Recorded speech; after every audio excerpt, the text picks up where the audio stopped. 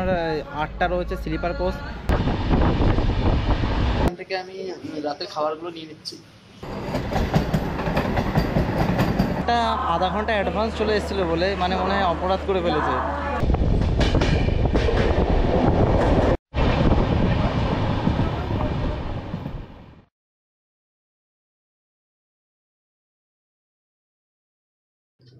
কাঞ্চিধাম ভ্রমণ শেষ করে ব্যাগ গোছালাম বাড়ি ফেরার জন্য।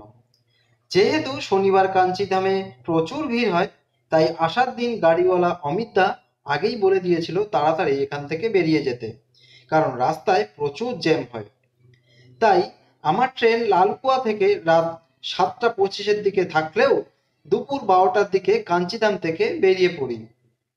বাসে উঠে পাহাড়ের সৌন্দর্যতা উপভোগ করতে করতে 40 মিনিটের রাস্তা প্রায় 2 ঘন্টায় পৌঁছে হালদোয়ানি বাস স্ট্যান্ডে। আমার বাস ভাড়া পড়েছিল 110 টাকা।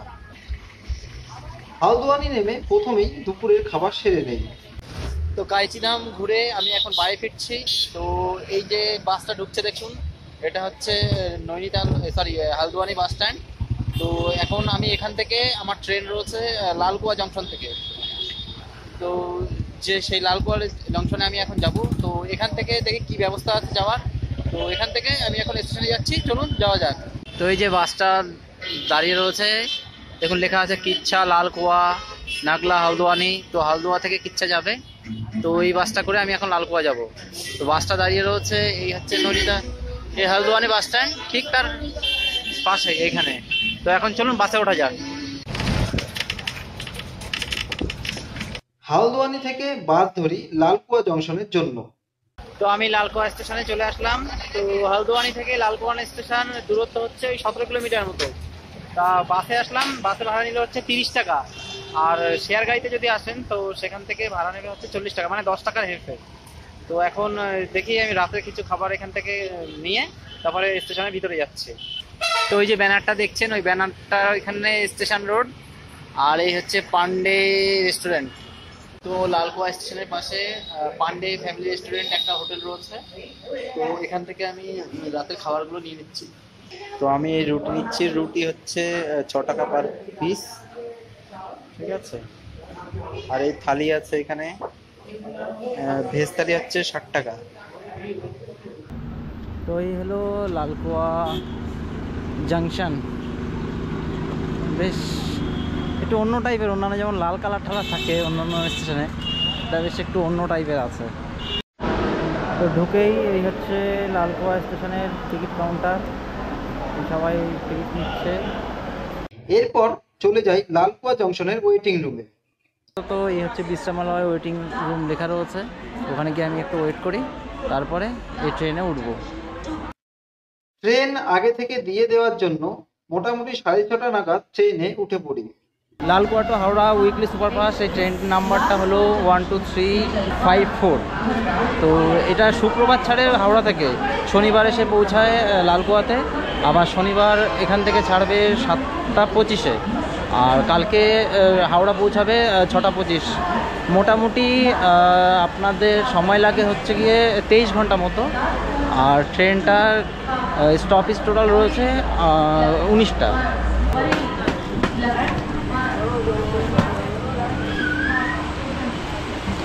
তো এই উপরে মনে হচ্ছে আমার মানে এই ট্রাভেল জার্নি লাইফে আমার মানে এমন কপাল, আমি যখনই টিকিট কাটি তখনই তার মানে কি বলবো 90% সিটগুলো পড়ে একদম বাথরুমের সামনে।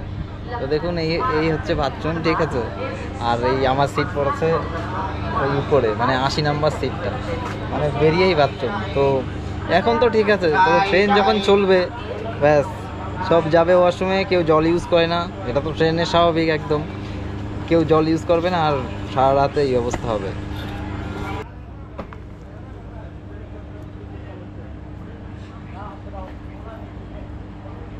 তো এখানে বলে দিই যে এই ট্রেনটা কী কী রয়েছে। এই ট্রেনে আপনার 8টা রয়েছে স্লিপার কোচ, 2টো 3 ইকোনমি ক্লাস এসি রয়েছে, 3 টিয়ার রয়েছে 4টে, আর 2 টিয়ার রয়েছে 2টো। প্যান্ট্রিকার এইখানে মানে এই ট্রেনে নেই, যদি আপনাদের খাবার অর্ডার নিতে হয় তো মানে এমনি যারা আসে ওরা তো স্টেশন থেকে ধরে, তবে প্যান্ট্রিকার এখানে নেই। আর 2টো জেনারেল রয়েছে, টোটালে আপনার 1301 কিলোমিটার লালকুয়া থেকে হাওড়া পর্যন্ত। তো এই সুপারফাস্ট এক্সপ্রেস শুধুমাত্র কিন্তু একদিনে চলে। আর এখানে বলে রাখি যে আপনাদের যে আপনারা যদি নৈনিতালের দিকে আসেন তো এই ট্রেনটা আসার চেষ্টা করবেন, কারণ এখানে একটু ভিড় কম হয়, না হলে কিন্তু অন্যান্য ট্রেনে খুব মানে ঝামেলা হয়। তো এই ট্রেনটা সুপারফাস্ট ট্রেন, তো আপনারা এখানে এই ট্রেনটায় করে যদি আসেন, এটা শুক্রবার কিন্তু ছাড়ে সকাল 7:40-এর দিকে ছাড়ে হাওড়া থেকে। তো শুক্রবার এখানে ছাড়লে আর এখানে এসে পরের দিন ভোরবেলায় 6:40-এর মধ্যে এখানে পৌঁছে যাবেন। তো আপনার নৈনিতাল বা মানে এদিকে যখনই আসবেন তো আপনারা এই ট্রেনটায় আসতে পারেন।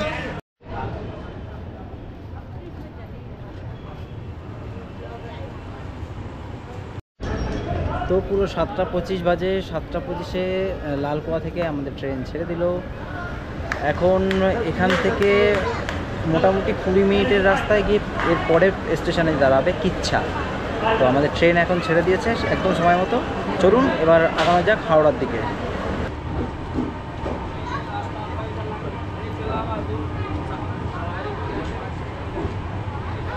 তো আমাদের ট্রেন লালকুয়া জংশন ছাড়ার পরে এসে দাঁড়ালো কিচ্ছাতে। তো এখানে টাইম ছিল 7:45 তো এখন এসে দাঁড়ালো প্রায় 8টা, মানে ছাড়া শুরু থেকেই মোটামুটি 15 মিনিট লেট করে দিল। তো যেহেতু রাত্রে খুব একটা ভালো ভিডিও আসবে না, তো আজকে মানে আর ভিডিও করবো না, আবার কালকে সকালে আপনাদের সাথে দেখা হচ্ছে। তো সারাদিন অনেক ধকল গেছে, তাই এখন খাওয়া দাওয়া করে শুয়ে পড়বো। তো চলুন হাওড়ার দিকে আবার যাওয়া যাক। 4-5 দিন ঠিক মতো ঘুম না হয় ট্রেনে, রাতে বেশ ভালোই ঘুম হলো। উঠে দেখি ট্রেন বারাণসীতে ঢুকছে। গুড মর্নিং বন্ধুরা। তো কাল 7:25-এ লালকুয়া থেকে আমাদের ট্রেনটা ছেড়েছিল। তো এখন মোটামুটি 624 কিলোমিটার রাস্তা আমরা অতিক্রম করে ফেলেছি। এখন আমাদের ট্রেন ঢুকছে বারাণসী জংশনে। তো বারাণসী জংশনের টাইম হচ্ছে 7:05। যেহেতু ট্রেনটা অ্যাডভান্স চলে এসছে, তো স্টেশনের আগে দাঁড়িয়ে রয়েছে।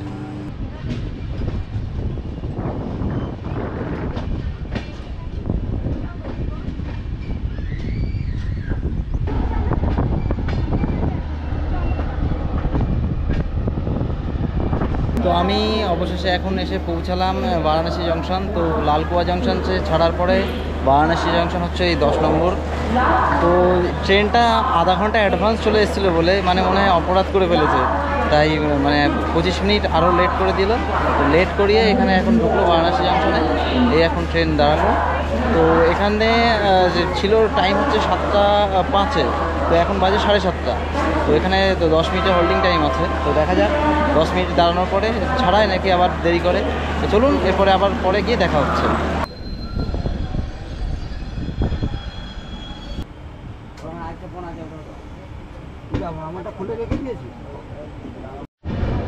তো আমাদের ট্রেন এখন কাশী স্টেশন পার করছে। তো এই কাশী স্টেশন পার করলে এই একটা ব্রিজের উপর থেকে আমাদের ট্রেনটা যাবে, যে ব্রিজটার নাম হচ্ছে মালব্য সেতু।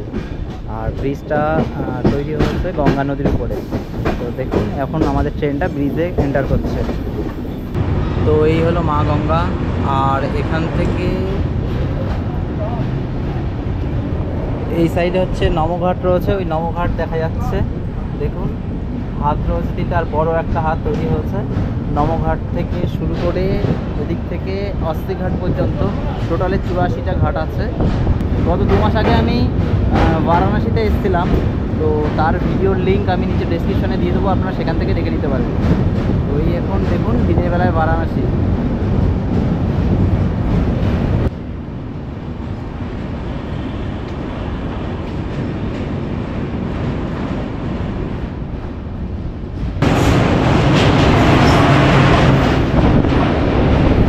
আর এটা হলো রাঁচি বেনারস এক্সপ্রেস, রাঁচি থেকে বেনারস যাওয়ার গাড়ি।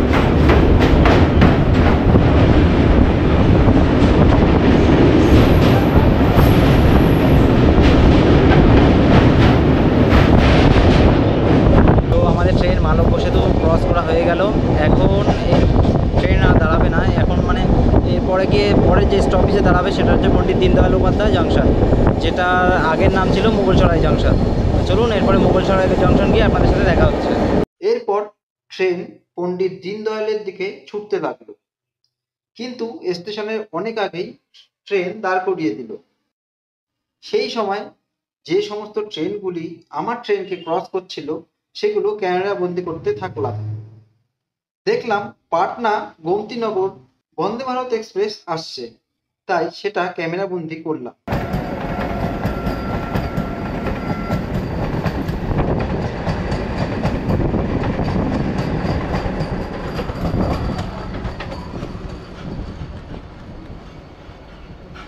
এরপর আরো একটি ট্রেনকে ক্রসিং করার সময় ক্যামেরা বন্দি করলাম।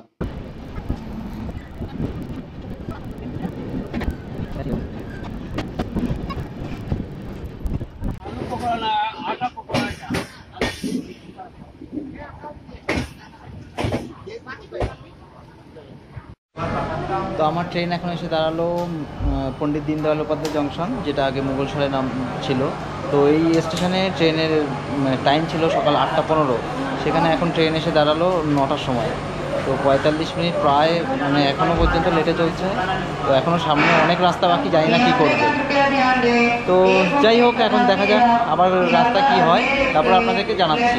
তো এখানে হোল্ডিং টাইম হলো 10 মিনিট। তো 10 মিনিট পরে আবার আমাদের ট্রেনটা ছাড়বে। পণ্ডিত দীনদয়াল স্টেশন ছাড়ার পর আমাদের ট্রেন প্রায় 1 ঘন্টার বেশি লেট ছিল, তাই ট্রেনটা ভালো জোরেই ছুটছিল। তো লালকুয়া হাওড়া সুপারফাস্ট যে ট্রেন রয়েছে আমাদের, যে ট্রেনে আমি জার্নি করছি, সেই ট্রেনের এখন বর্তমানে স্পিড দেখুন 124 কিলোমিটার, 125 কিলোমিটার। তো হাইস্ট যে স্পিড আছে এই ট্রেনটা তা হচ্ছে 132 কিলোমিটার, আর অ্যাভারেজ স্পিড 89 কিলোমিটার। তো এই দেখুন, এই হলো স্পিড।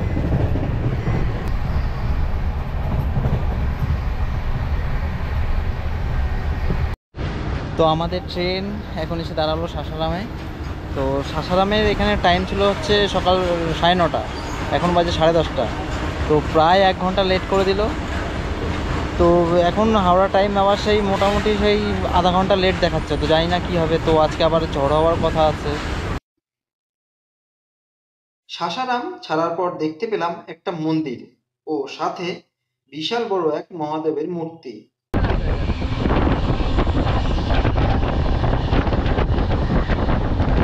তো আমার ট্রেন এখন এসে থামলো দেরিয়াংসন। তো এখানে টাইম ছিল সকাল 9:42।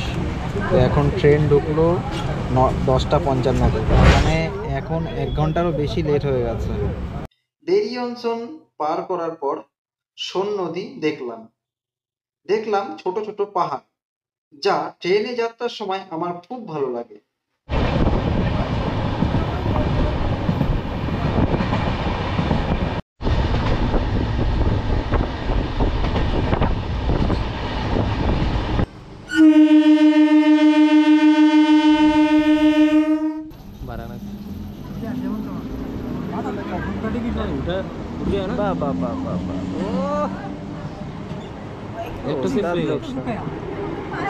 একদিনই চান্স পাইনি ওঠার, একটাই রয়ে গেছে। ওই সব কটায় কাঠ। হ্যাঁ,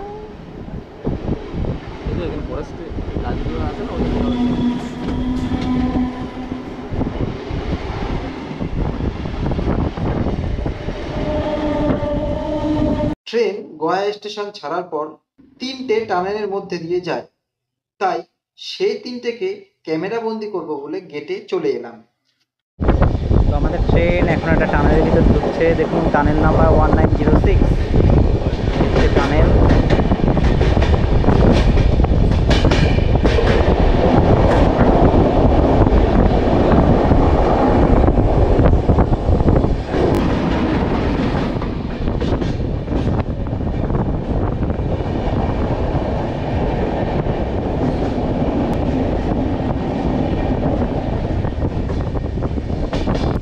টানেলটা খুবই ছোট।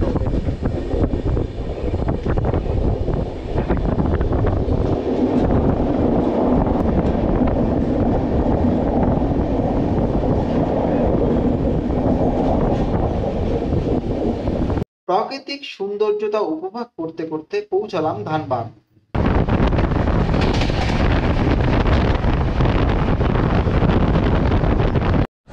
তো আমার ট্রেন এখন এসে দাঁড়ালো ধানবাদ স্টেশনে। তো এই ধানবাদ স্টেশনে টাইম ছিল 1:50। তো এখন এসে দাঁড়ালো, এখন বাজে 2:40।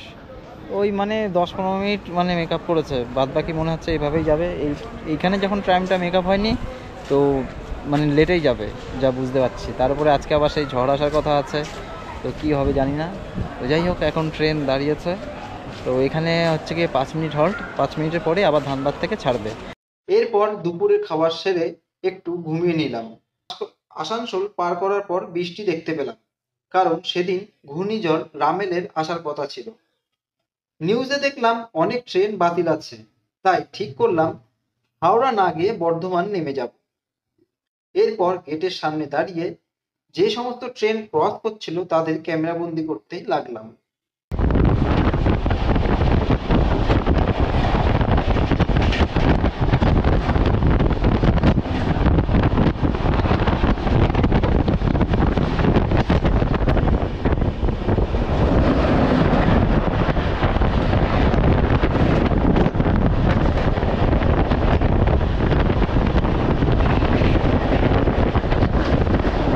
ট্রেন যখন বর্ধমান পৌঁছালো তখন তুমুল বৃষ্টি, তাছাড়া লোকাল ট্রেন দাঁড়িয়েছিল যেটা আমাকে ধরতে হবে, তাই ভিডিও আর করা হয়নি।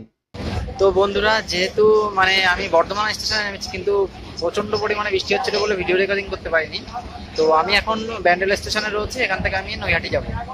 তো আজকের ভিডিও এ পর্যন্তই, দেখা হবে নতুন কোনো ভ্রমণের ভিডিওতে। সকালে ভালো থাকুন আর দেখতে থাকুন আমার ইউটিউব চ্যানেল।